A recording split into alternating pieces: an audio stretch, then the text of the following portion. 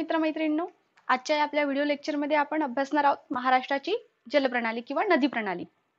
नदी प्रणाली संदर्भात बोलत असताना भूगोलाच्या संदर्भात किंवा भूगोलाचा अभ्यास करत असताना भारतामध्ये एकूण 2 प्रकारची नदी प्रणाली पाहावयास मिळते. त्यातील पहिली म्हणजे हिमालयीन नदी प्रणाली आणि दुसरी म्हणजे पठारी किंवा द्वीपकल्पीय नदी प्रणाली. तर आपल्या या महाराष्ट्रामध्ये आपल्याला पठारी किंवा द्वीपकल्पीय नदी प्रणाली अभ्यासायची आहे. त्यानंतर पहा, नदी प्रणालीच्या आधी आपण एक कॉन्सेप्ट समजून घेऊया आणि तो म्हणजे आहे जलप्रणाली. तर जलप्रणाली म्हणजे काय? नद्या, तिच्या उपनद्या म्हणजेच तिच्या मुख्य उपनद्या, त्यानंतर सहाय्यक नद्या, नाले, ओढा ह्या सगळ्या मिळून जी काही एक प्रणाली तयार होत असते त्याला आपण जलप्रणाली असं म्हणत असतो. तर आपल्या महाराष्ट्रामध्ये आपल्याला सगळ्यात पहिल्या प्रकारची जी जलप्रणाली अनुभवास मिळते ती आहे वृक्षाकार जलप्रणाली. या वृक्षाकार जलप्रणाली जी आहे ती गोदावरी, भीमा आणि कृष्णा या नद्यांच्या संदर्भात पाहायला मिळते. आता वृक्षाकार जलप्रणाली म्हणजे काय?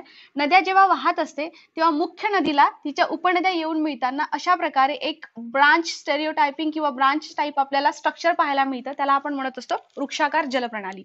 त्यानंतर आहे समांतर. समांतर जलप्रणाली ही कोकणातील नद्यांच्या संदर्भामध्ये आपल्याला अनुभवास मिळते. आता समांतर जलप्रणाली म्हणजे मुख्य नदी वाहत असताना तिला उपनद्या तिच्या समांतर वाहत असतात आणि समांतर येऊन मिळत असतात, याला आपण समांतर जलप्रणाली म्हणत असतो. त्यानंतर आहे केंद्रत्यागी. केंद्रत्यागी म्हणजे एका मध्यस्थानापासून नदी उगम पावणार आणि आजूबाजूच्या दिशेने ती आणि तिच्या उपनद्या पसरण्यास सुरुवात करणार, त्याला केंद्रत्यागी जलप्रणाली म्हणत असतात. तर केंद्रत्यागी जलप्रणाली ही साताऱ्यामध्ये आपल्याला पाहायला मिळतं. समांतर ही कोकणातील नद्या. त्यानंतर आहे वृक्षाकार जलप्रणाली ही आपल्याला गोदावरी, भीमा आणि कृष्णा नद्यांच्या संदर्भात पाहायला मिळते. नंतर बघा, महाराष्ट्रातील ज्या नद्या आहेत त्यालाच पठारी नद्या किंवा द्वीपकल्पीय नद्या असं म्हणतात. या नद्या आपण 2 विभागामध्ये किंवा 2 भागांमध्ये विभागून घेतो. यातील पहिला प्रकार आहे कोकणातील नद्या आणि दुसरा आहे देशावरील किंवा पठारावरील नद्या. आता या 2 मधला आपण थोडासा फरक इथे समजून घेऊया, कारण आपल्या परीक्षेच्या दृष्टीने ते सुद्धा आपल्यासाठी महत्त्वाचं आहे. प्रिलिम्स मध्ये प्रश्न सुद्धा विचारले जातात आणि विचारले गेलेले सुद्धा आहेत. तर बघा, कोकणातील नद्या ज्या आहेत त्या पश्चिम वाहिन्या नद्या आहेत. त्यानंतर त्या आखूड आहेत. त्यानंतर त्यांची जी खोरी आहे ती अरुंद स्वरूपाची आहेत. नंतर या नद्यांची लांबी कमी असल्यामुळे यांचा उपयोग जो आहे तो मर्यादित स्वरूपाचा उपयोग होतो आणि यांनी मुखाजवळ यांच्या खाड्या तयार केलेल्या आहेत. आता ही खाडी म्हणजे काय? तर नदी जेव्हा समुद्राला मिळत असते तेव्हा समुद्राचं पाणी नदीच्या मुखामध्ये ज्या भागापर्यंत शिरत असते त्या भागाला खाडी असं म्हटलं जात असते. तर कोकणातील नद्यांनी प्रामुख्याने आपल्याला खाड्या तयार केलेल्या दिसतात.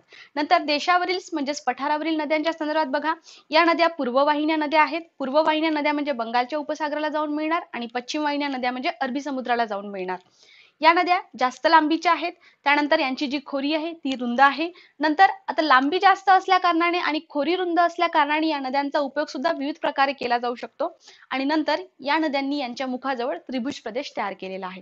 तर या झाल्या महाराष्ट्रातील नद्यांचे 2 विभाग, पठारी नद्यांचे 2 विभाग म्हणजेच कोकणातील नद्या आणि देशावरील नद्या. आता बघा, महाराष्ट्रामध्ये जो सह्याद्री पर्वत आहे, आपण आपल्या आधीच्या लेक्चरमध्ये सह्याद्री पर्वताविषयीची माहिती घेतलेलीच आहे. तर सह्याद्री पर्वत महाराष्ट्रामध्ये नद्यांसाठी जलविभाजक म्हणून काम करतो आणि सह्याद्री पर्वताच्या या जलविभाजनामुळे काय झालेलं आहे की काही नद्या या पूर्वेकडे वाहतात आणि काही नद्या या पश्चिमेकडे वाहतात. जसंच आता आपण पाहिलेलं आहे की कोकणातील नद्या पश्चिमेकडे वाहणार आणि अरबी समुद्राला जाऊन मिळणार आणि त्याच्यानंतर पठारावरील किंवा देशावरील नद्या या पूर्वेकडे वाहत जाणार आणि बंगालच्या उपसागराला जाऊन मिळणार. तर पहा, आता महाराष्ट्रामध्ये जेव्हा आपण म्हणतो की पश्चिम वाहिन्या नद्या, तर पश्चिम वाहिनी नद्यांमध्ये सगळ्यात महत्त्वाची नदी येते नर्मदा, तापी आणि कोकणातील नद्या. या नद्या आपल्याला अरबी समुद्राला जाऊन मिळताना दिसतात.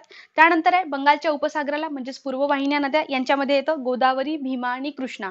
आणि या व्यतिरिक्त विदर्भामधील ज्या 2 नद्या आहेत साधारणतः वर्धा आणि वैनगंगा या दक्षिण वाहिन्या नद्या आहेत. पैनगंगा ही पश्चिमेकडून पूर्वेकडे वाहत जाते आणि वर्धा नदीला जाऊन मिळते आणि त्यानंतर वर्धा नदी ही गोदावरी नदीस मिळते. अशा प्रकारे आपल्याला या नद्या सगळ्या आता इथे अभ्यासायच्या आहेत. तर पाहूया, आपल्या सगळ्यात महत्त्वाची जी नदी आहे ते आपण सगळ्यात पहिले पाहणार आहोत कोकणातील नद्या. आता कोकणातील नद्या म्हणत असताना कोकणातील नद्यांना 3 भागामध्ये विभागलेलं आहे: उत्तर कोकण, मध्य कोकण आणि दक्षिण कोकण. कोकणामध्ये उल्हास आणि दुसरी आहे वैतरणा, या 2 महत्त्वाच्या नद्या आहेत आणि उल्हास नदीची लांबी जी आहे ती सर्वात जास्त आहे. म्हणजेच कोकणातील सर्वात जास्त लांबीची नदी कोणती? तर या प्रश्नाचं उत्तर असणार आहे उल्हास नदी. तर पाहूया कोकणातील नद्या. कोकणातील नद्यांमध्ये सगळ्यात पहिले असणार आहे उत्तर कोकण. आणि उत्तर कोकण म्हणत असताना यामधील नद्या बघा कोणकोणत्या आहेत: दमणगंगा, सूर्या, वैतरणा, तानसा, काळू, भातसई, उल्हास व मुरबाडी या आपल्याला इथे उत्तर कोकणामधून वाहताना दिसतात. सगळ्यात पहिले बघा, परत सांगते मी, दमणगंगा नदी, त्याच्या खाली येणार आहे सूर्या नदी, सूर्या नदीच्या खाली आहे वैतरणा, वैतरणाच्या खाली तानसा, तानसाच्या खाली काळू, काळू नंतर भातसई, उल्हास व मुरबाडी या उत्तर कोकणातील नद्या आहे. त्यानंतर मध्य कोकणाचा भाग, मध्य कोकणामधील नद्या बघा कोणकोणत्या आहेत. पाताळगंगा नदी, आंबा नदी, कुंडलिका नदी, काळ नदी आणि सावित्री नदी. आणि सरते शेवटी दक्षिण कोकणाचा भाग, दक्षिण कोकणामधील नद्या बघा, काजवी नदी, मुचकुंदी नदी, वाघोटणे, शुक, गड, कर्ली आणि शेवटची म्हणजे तेरेखोल.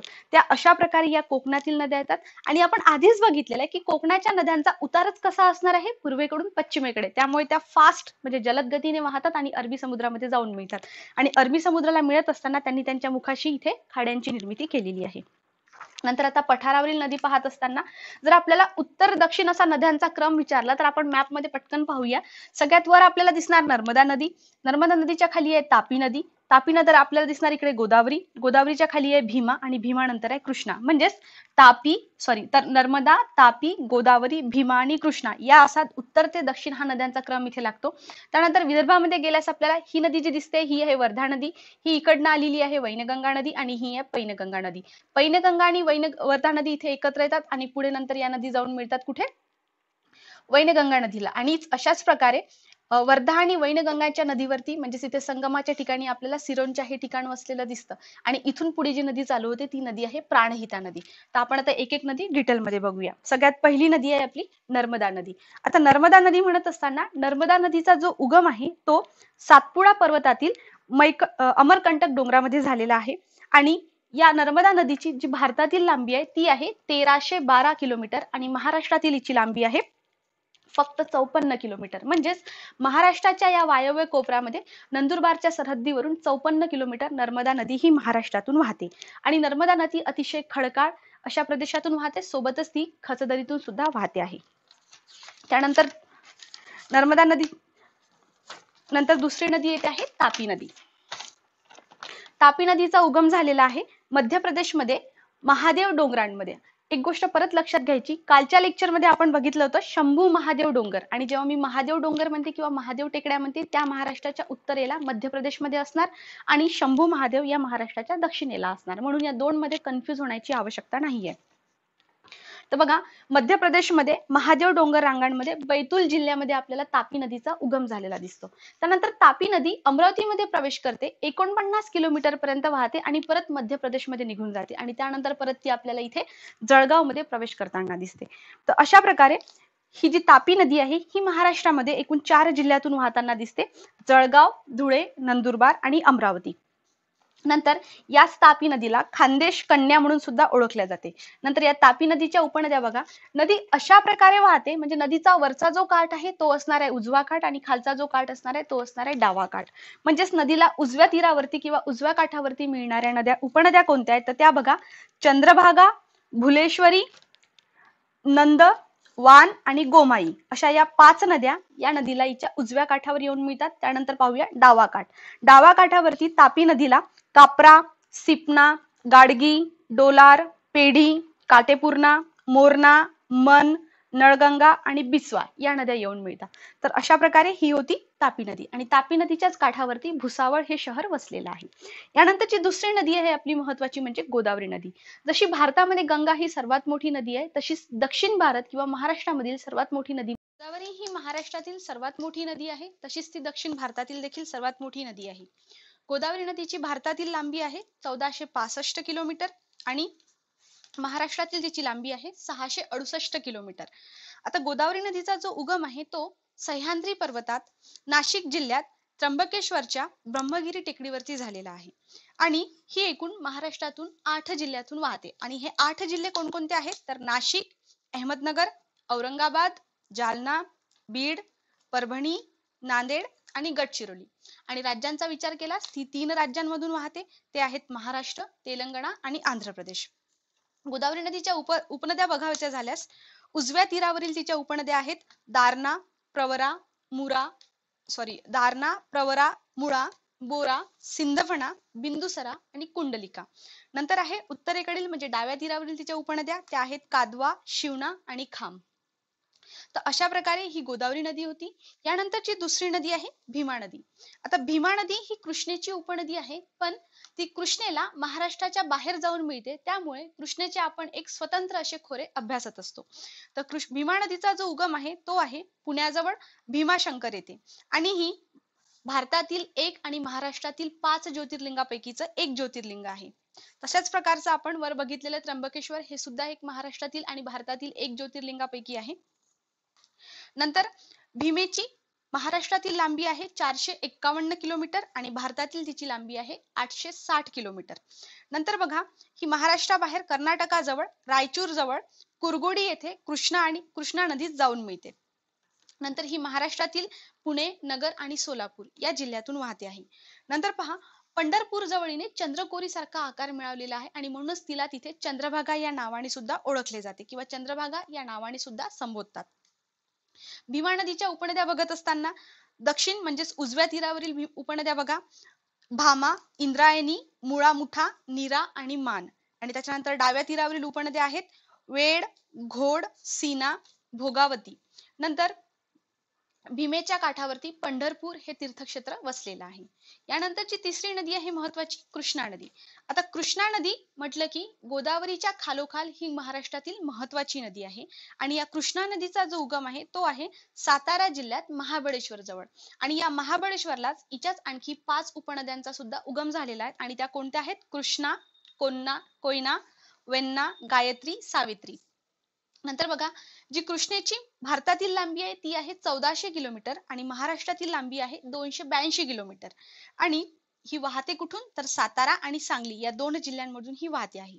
नंतर कृष्णेच्या उपनद्या बघा उजव्या तीरावरील मिळणाऱ्या उपनद्या वेन्ना, कोयना, वारणा, पंचगंगा, दूधगंगा, वेदगंगा आणि घटप्रभा. एक सोपं करून लक्षात ठेवायचं झाल्यास गंगा ज्या नद्यांच्या शेवटी लागतात त्या नद्या प्रामुख्याने आपल्याला कृष्णेच्या उपनद्या असलेल्या दिसत आहेत. नंतर बघा डाव्या तीरावरील नद्या. डाव्या तीरावरील उपनद्या म्हणत असताना एरळा, भीमा, सीना आणि कुकडी. आता या तर झाल्या पूर्ण पठारी किंवा देशावरील नद्या. याशिवाय संयुक्त असं आपण पाहिलं होतं की विदर्भातील नद्या. विदर्भातील नद्या म्हणत असताना 3 नद्या प्रामुख्याने आहेत. एक आहेत वर्धा, वैनगंगा आणि पैनगंगा. तर बघूया तर वर्धा नदीचा जो उगम आहे तो आहे मध्य प्रदेशमध्ये सातपुडा रांगेत बैतूल जवळ. नंतर लांबी आहे 455 किलोमीटर. ही महाराष्ट्रातील सर्वात लांब दक्षिण वाहिनी नदी आहे. हिच्या उपनद्या बघा उजव्या तीरावरील आहे वेमुला, त्यानंतर निरगुडा आणि विदर्भा आणि डाव्या तीरावरील उपनद्या आहेत कार, बोर, नंद, इरई आणि इरई नदीच्या काठी चंद्रपूर वसलेले आहेत. त्यानंतर आहे वैनगंगा नदी. वैनगंगा नदीचा उगम मध्य प्रदेशमध्ये मैकल रांगेत शिवनी जिल्ह्यात झालेला आहे आणि या नदीची लांबी आहे महाराष्ट्रातील 295 किलोमीटर. नंतर भंडारा व गोंदिया आणि चंद्रपूर व गडचिरोली या 2 नद्यांच्या मधली ही सरहद्द निर्माण करते म्हणजेच या 2 जिल्ह्यांच्या बॉर्डरवरून ही नदी वाहते आहे वैनगंगा नदी. त्यानंतर बघा वर्धा आणि वैनगंगा या 2 नद्यांच्या संगमातून प्राणहिता ही नदी तयार होते. नंतर या वैनगंगा नदीच्या उजव्या तीरावरील उपनद्या बघा कन्हानमूल आणि बावनथडी. त्यानंतर डाव्या तीरावरील उपनद्या आहेत चूलबंद, वाघ, पांगोली, गाढवी आणि दिना आणि शेवटची नदी आहे पैनगंगा नदी. आता पैनगंगा नदीचा जो उगम आहे तो आहे अजिंठा डोंगर रांगेत बुलढाणा वाशिम जिल्ह्याच्या सीमेजवळ. हिची लांबी आहे महाराष्ट्रातील 495 किलोमीटर आणि भारतातील आहे 676 किलोमीटर. ही तेलंगणा आणि महाराष्ट्र या 2 राज्यातून आपल्याला वाहताना दिसते. नंतर उमरखेड जवळ सहस्त्रकुंड इथे या पैनगंगा नदीवरती धबधबा आहे. ही पश्चिमेकडून पूर्वेकडे वाहत जाते आणि वर्धेची उपनदी म्हणून इथे ही हिला मिळते. तर अशा प्रकारे हिच्या डाव्या तीरावरील जर आपण उपनद्या बघितल्या म्हणजे दक्षिण बाजूच्या तर त्या आहेत अरुणावती, अडान, विदर्भा, खुनी आणि उजव्या तीरावरील जर बघितली तर ती येते कयाधू नदी. तर अशा प्रकारे आणि मेहकर शहर हे पैनगंगा नदीच्या काठी वसलेले आहे. तर महाराष्ट्रात 2 वेळा प्रवेश करणाऱ्या नद्या बघा कोणकोणत्या आहेत. 2 वेळा प्रवेश करणाऱ्या म्हणजे महाराष्ट्रातून बाहेर पडणार आणि परत महाराष्ट्रामध्ये एंटर करणार. तर त्या आहेत गोदावरी, मांजरा आणि तापी. तुम्ही गोमाता असं लक्षात ठेवू शकता. गोदावरी, मांजरा आणि तापी. तर अशा प्रकारे ही होती महाराष्ट्रातील नदी प्रणाली. या लेक्चरमध्ये आपण इथेच थांबूया. धन्यवाद.